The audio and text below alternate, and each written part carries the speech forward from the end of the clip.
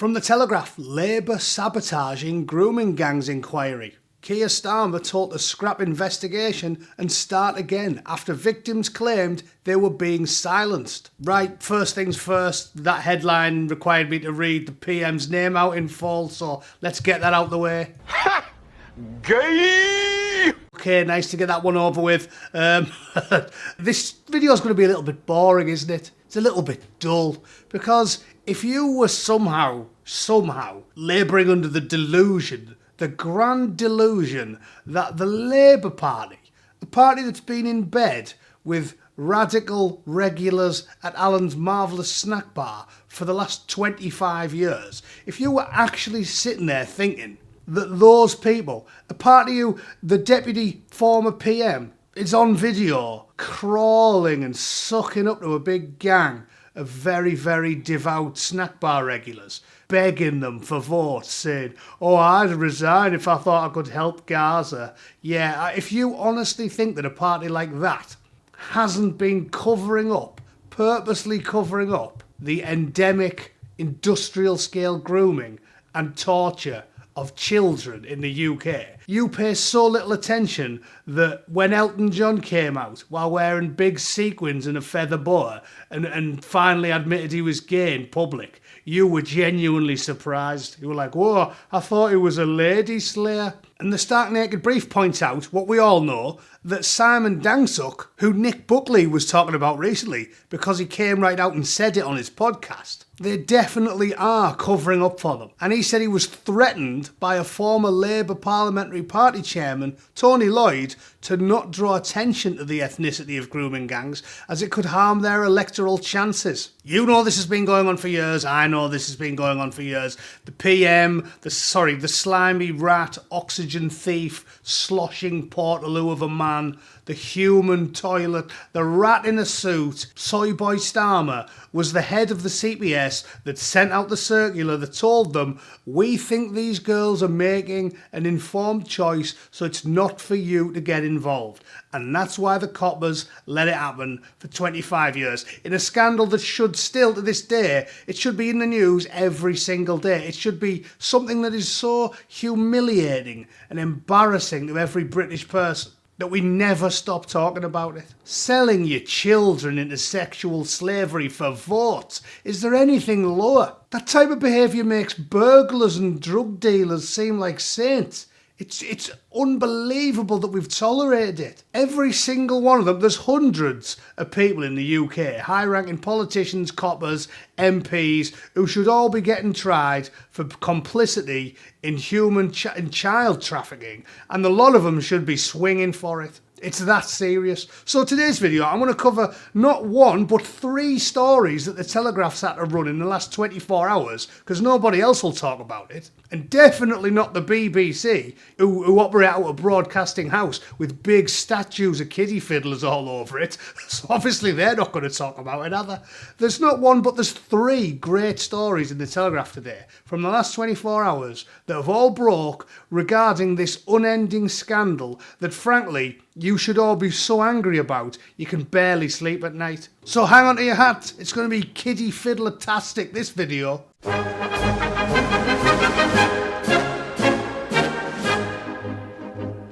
Sir Keir Starmer's long-promised inquiry suffered a serious blow on Monday when 2 victims quit a liaison panel and claimed they were being silenced. One claimed that officials wanted to downplay the ethnicity and religious background of perpetrators. So that's not one claiming that. We're up to about 2,000 of them claiming that. And it's not a claim, it's a fact. Critics allege that the government was seeking to wreck the inquiry in an attempt to avoid embarrassing revelations ahead of the next general election. Yes, because creatures that they are, political animals, slithering political animals like politicians, will happily throw anyone under the bus to help their chances in the next election because they're obsessed with power. These people would throw the granny down the stairs if they thought it'd get them a vote. So of course they're covering up for them. Everybody knows it. The PM's now facing demands to scrap the inquiry and launch a new one, which will also be a total whitewash, so there's no point in that. And Bootneck said many will now suspect Labour is sabotaging the inquiry and deliberately dragging it out beyond the next election. Yeah, anybody with a fully functioning brain, Kemi, yeah. It's been over 4 months since Starmer was dragged into launching a national inquiry and he's not interested. It's 4 months. You don't need to be Poirot to figure this one out, do you? Just go to your local kebab shop, walk up the stairs and chisel a bit of dried baby batter off the wall. There you go, easy. There'll be a few thousand girls with crusty knickers that will happily hand them in at the local police station if you want some DNA evidence. Maggie Oliver, the former detective who blew the whistle on the Rochdale child sex abuse ring, said it's just another cover-up, another attempt to water down what this national inquiry should be. They're even trying to expand it to cover child sexual abuse in general and not grooming gangs.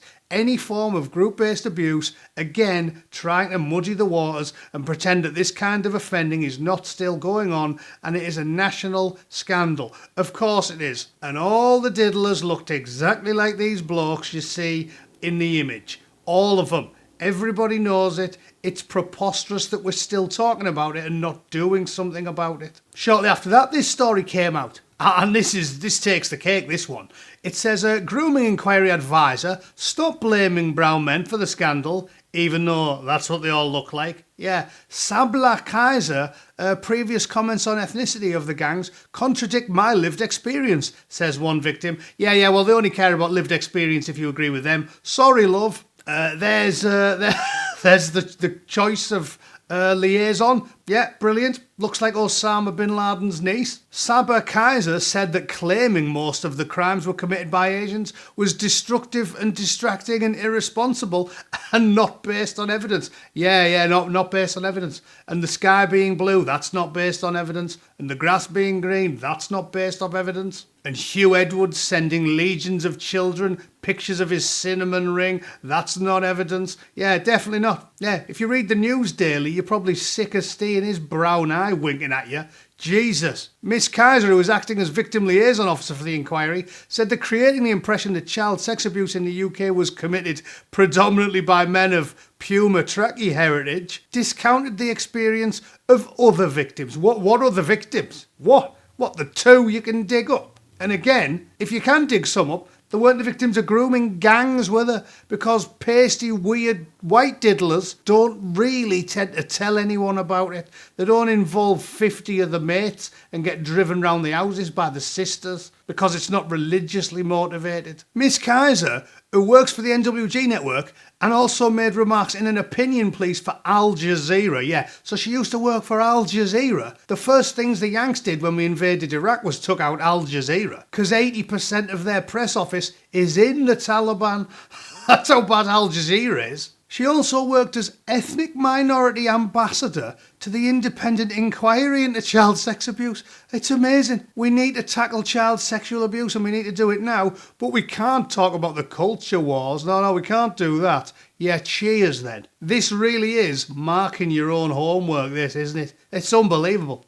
This is like installing Ted Bundy as the chairman at your local battered wives housing shelter. Brilliant idea. So if that's not telling you this is a stitch-up, when they installed someone like this bird, Sabah bin Laden, I don't know what is.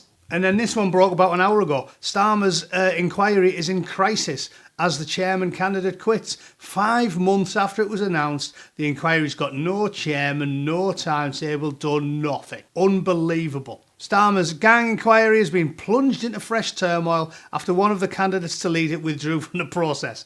Annie Hudson, a former director of Children's Services, is understood to have told survivors she no longer wants to be considered after recent media coverage because it's a stitch-up.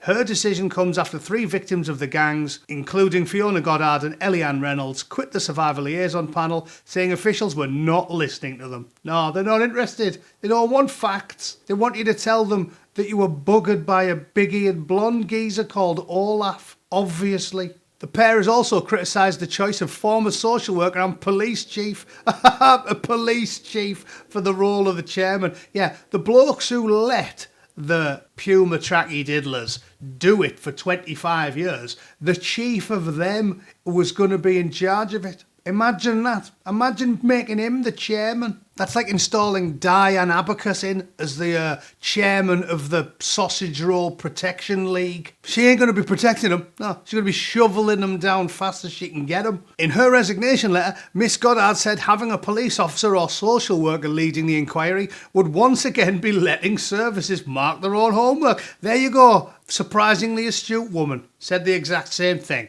The shortlisting of these potential chairs shows the government's complete lack of understanding of the level of corruption and failings involved in this scandal. Miss Hudson's decision leaves Jim Gamble, a former head of the Royal Ulster Constabulary, as a candidate. Final interviews are being conducted this week, so there's no one to pick from. And within hours, a third victim quit, says she was leaving the panel because she believed there was a lack of understanding of the scandal. The survivor of the Rotherham scandal, known by the pseudonym Elizabeth, told GB News that she was concerned by a sense of control and stage management that had left many of her fellow victims questioning whether our voices matter. In her resignation letter, Elizabeth said the process felt like a cover-up and had created a toxic environment for survivors. So there we go, I'll sum up. It feels like a cover-up because it is a cover-up. It's a cover-up. Everybody knows it. Everybody knows it. It's been a cover-up since day dot. It's been a cover-up since Tony Blair and Jack Straw and Gordon Brown were first made aware of it. They will not do anything about it